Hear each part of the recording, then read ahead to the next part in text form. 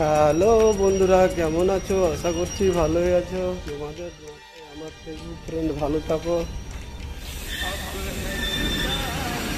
আজকে চলে এসেছি খালদিপুর স্টেশন।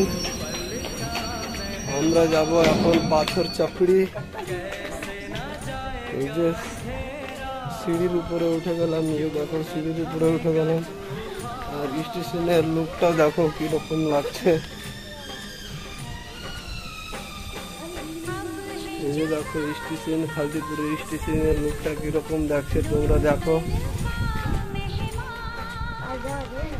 গাড়ি দাঁড়িয়ে আছে, কোনো কিছু নয় গাড়িতে। কি লোডিং ছিল বলতে পারছি না। এদিকে ট্রেন দাঁড়িয়ে আছে, এদিকে বাস দাঁড়িয়ে আছে। আর আমরা আছি স্টেশনের